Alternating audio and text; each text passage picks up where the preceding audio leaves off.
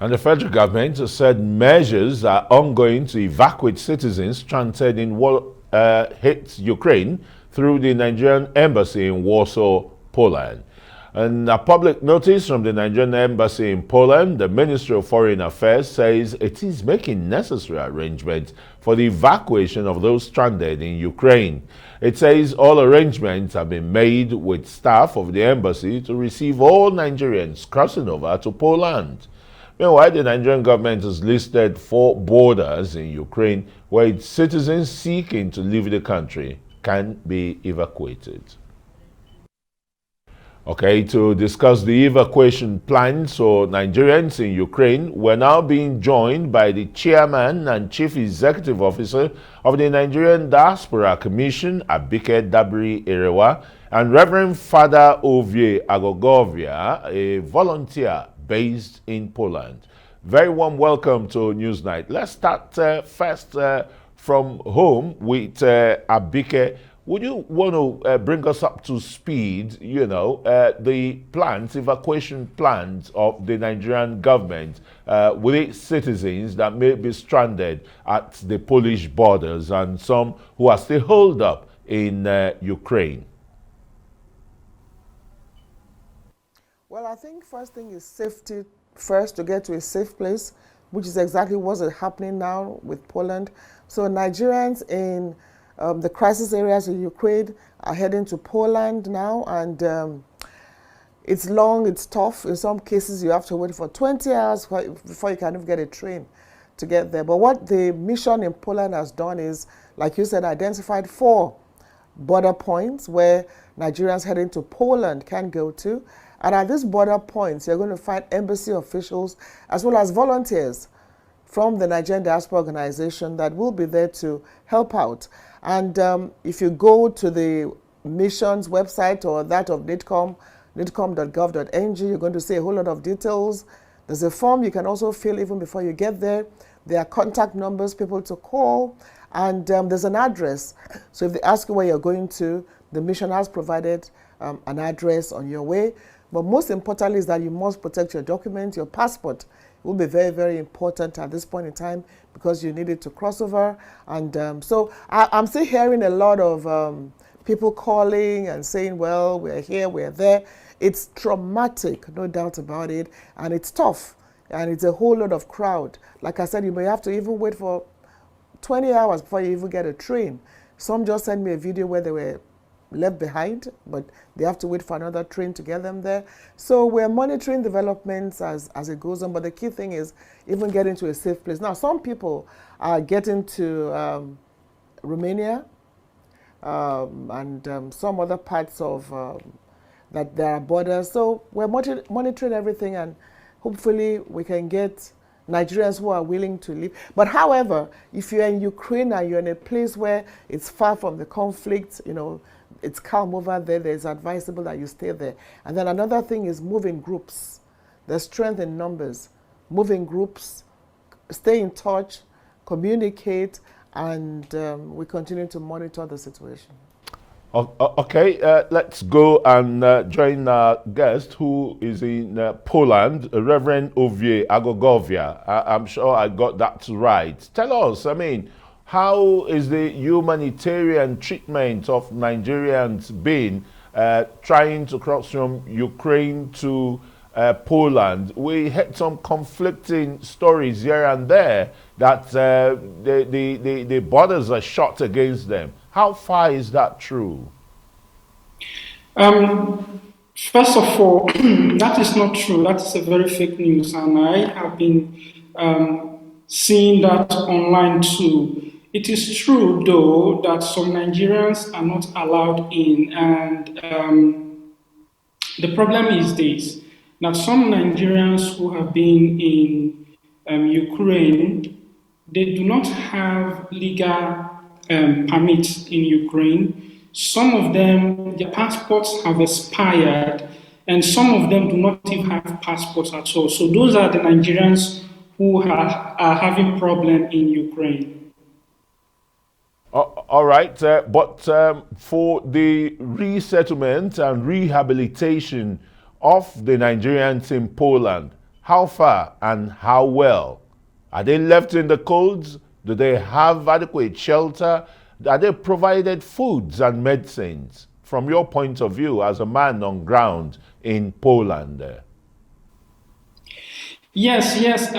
So far, so good. We have been working hard. In fact, I started receiving calls as at 2 a.m. on Thursday, and through yesterday and today, we have been out there trying to receive them. So we began by helping those who have arrived. We shared them to other Nigerians who are staying here in Poland. And another move we made too is also to direct them to other places where the Polish government is providing help. And this evening, one of my parishioners, who is like the deputy mayor to Warsaw, helped to secure for us in the Warsaw University Department of Economics. They hosted there just for Nigerians alone. And we have been working also to get Nigerians to that place. Okay, fantastic humanitarian job, I would say you've been doing, Reverend Ovie Aghoghophia. Let's come back home and speak to the Chief Executive of the Nigerian Diaspora Commission. What is your commission doing for those stranded Nigerians without valid papers that are caught up in the war, caught up in the borders between Ukraine and Poland, and it's like nowhere to go and no going back? What are your plans for evacuating those Nigerians and those who have even been rehabilitated in Poland? Well, issues of consular will be handled by the various missions, whether it's in Poland or in Ukraine. But here's the thing. Don't forget that Poland-Ukraine route is actually the route of trafficking to Europe. So it's a highly policed area where you have a lot of people trying to crossing and a lot of illegal migration. So it's going to be a bit of a problem if you're there without your documentation, without your passport. And as the Reverend said, those are the people that are actually having problems. And that's why we told particularly the students that it's important to have your documentation. Remember I said so. However, those consular issues, I hope maybe the missions will be able to resolve, but it might be a bit of a problem if you're there irregularly. You don't have any documentation, you don't have any passport, you don't have any papers. It may be tough being able to cross to the other side. So those are issues that hopefully will be dealt with. But basically, over 70% or even 80% of those in Ukraine are students. And they've been reaching out and all that. And we've been telling them the key thing is to have your passport. And they've been having it. As of this evening, I think almost about 120 have been able to cross into Poland, and quite a few are still on the way. Some just sent me a message that they are freezing somewhere trying to get to the border, and we've contacted the people there. And again, please call the numbers on the information we gave on the website. There are numbers of Nigeria Diaspora organizations. We have people like the Reverend, whose number is also there for you to reach, and we have about 4 numbers from the mission. If you say one is not working, others will work. There are Nigerians waiting there to receive those who are willing, getting to the Polish border. And like I said, it's long and tortuous. You may be there for hours, but stay warm and hopefully stay safe. Our prayers and concerns are with every one of you. Yes, indeed. Prayers and concerns should be with every Nigerian. But you want to look at those who have entered illegally, who don't have papers, just like you've said. It's like the world's most notorious trafficking routes and the rest. Will the consulate or the embassy in Poland be able to evacuate these people?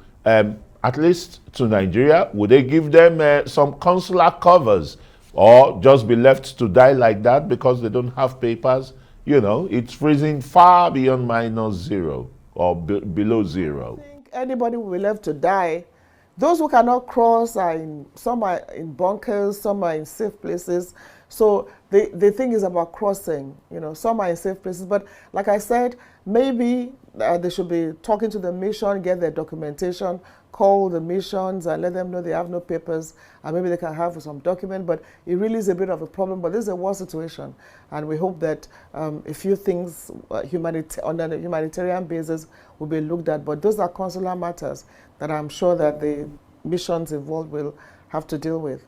Okay. Very quickly, Reverend Aghoghophia, if in a minute you can tackle this. How again are the Nigerian humanitarian organizations like yours helping to assuage, the pains and challenges of these people, apart from that shelter that you're getting from one of the universities there?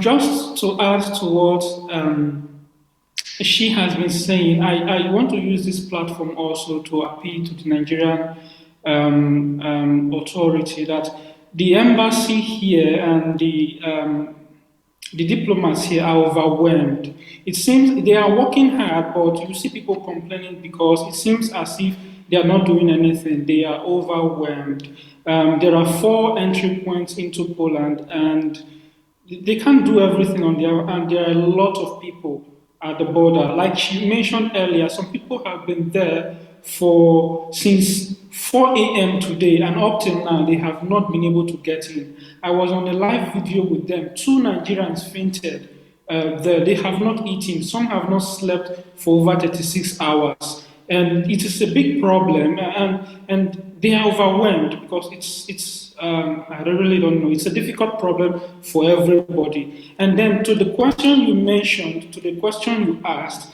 it's still another problem again because all those who are coming into Poland right now, when your papers are stamped, you have 15 days to stay in Poland and then decide what you need to do. We had a meeting this evening, and I was made to know that the authorities in Warsaw will decide on Tuesday if to extend and any other thing they need to do, whether those who are students can transfer their studies to Poland and all that. So those are decisions that are still left hanging. Everyone is confused right now. Nobody is prepared, not we ourselves trying to help on the ground, not the Polish government or even the Nigerian government. So this is not the best time to throw blames around, but we'll try to see what we can do to help. Absolutely. Thanks so very much for your submission there.